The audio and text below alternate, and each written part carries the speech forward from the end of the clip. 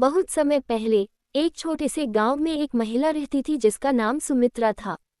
सुमित्रा अपनी बुद्धिमानी और संयम के लिए पूरे गांव में जानी जाती थी। उसकी एक ही संतान थी, उसका बेटा दीपक। दीपक शहर में पढ़ाई करने गया था और वहां उसकी मुलाकात प्रिया नाम की लड़की से हुई। दोनों ने एक दूसरे को पसंद किया और शादी करने का फैसला किया। जब दीपक अपनी मां सुमित्रा के पास प्रिया की बात करने आया तो सुमित्रा ने सहमति दे दी। उसने सोचा, अगर मेरा बेटा खुश है तो मैं भी खुश हूँ। शादी धूमधाम से हुई और प्रिया ससुराल आ गई। शादी के बाद सुमित्रा और प्रिया का रिश्ता थोड़ी दूरी भरा था। प्रिया एक पढ़ी लिखी, शहर में पली बड़ी लड़की थी, जबकि सुमित्रा गांव की परंपराओं को मानने वाली महिला थी।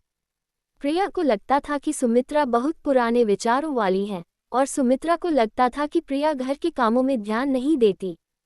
एक दिन प्रिया ने कहा, माँ, मैं रोज सुबह जल्दी उठकर रसोई में काम नहीं कर सकती।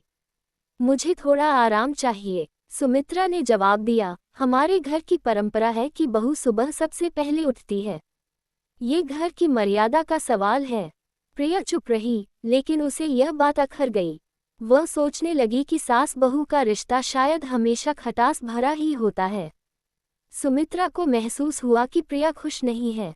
एक रात वह दीपक से बोली, बेटा, प्रिया को समझाने के बजाय मुझे उसे समझने की कोशिश करनी चाहिए। आखिरकार वह इस घर में नई है।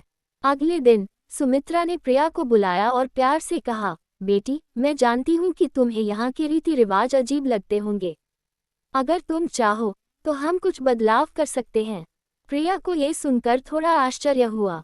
उसने सुमित्रा से कहा, माँ, मुझे घर के काम करने में कोई परेशानी नहीं है, बस मैं चाहती हूँ कि मुझे अपनी तरह से चीज़ें करने की आज़ादी मिले।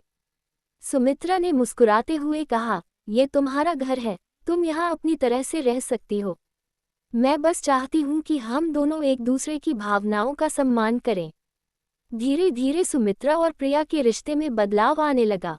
दोनों ने एक दूसरे को समझने की कोशिश शुरू की।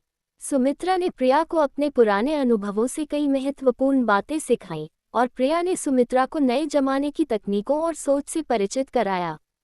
एक दिन गांव में एक महिला ने सुमित्रा से कहा, तुम्हारी बहू तो बहुत शहर वाली लगती है।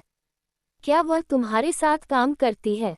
सुमित्रा ने गर्व से कहा, प्रिया मेरी बहू ही नहीं, मेरी बेटी है। वह मेरे साथ हर काम में हाथ बटाती है और मैंने उससे बहुत कुछ सीखा है। सुमित्रा और प्रिया की जोड़ी पूरे गांव के लिए मिसाल बन गई। जहां पहले लोग सास बहू के झगड़ों की कहानियां सुनते थे, वहां अब उनकी समझदारी और प्यार के किस्से सुनने को मिलते थे। एक दिन गांव में एक बड़ी पूजा रखी गई। सुमित्रा और प्रिया ने मिलकर सारा प्रबंध किया। लोगों ने उनकी तारीफ करते हुए कहा, आप दोनों की जोड़ी तो जैसे लक्ष्मी और सरस्वती की जोड़ी है। एक बार दीपक को अपनी नौकरी के सिलसिले में कुछ समय के लिए शहर जाना पड़ा। घर पर सुमित्रा और प्रिया अकेली रह गईं। तभी सुमित्रा बीमार पड़ गई। प्रिया ने सास की देखभाल में कोई कसर नहीं छोड़ी। वह दिन रात सुमित्रा के लिए खाना बनाती, दवा देती और उनका ध्यान रखती। सुमित्रा ने भावुक होकर कहा, तुमने साबित कर दिया कि बहू भी बेटी बन सकती है। समय के साथ सुमित्रा और प्रिया का रिश्ता इतना मजबूत हो गया कि लोग उनकी मिसाल दिया करते थे। ये कहानी हमें सिखाती है कि सास बहू का रिश्ता अगर समझदारी, प्यार और सम्मान पर आधारित हो तो वह एक खूबसूरत और मजबूत रिश्ता बन सकता है। हर रिश्ते में चुनौती होती है, लेकिन अगर हम एक दूसरे को समझने और सम्मान देने की कोशिश करें तो हर रिश्ता स्नेह और विश्वास का प्रतीक बन सकता है।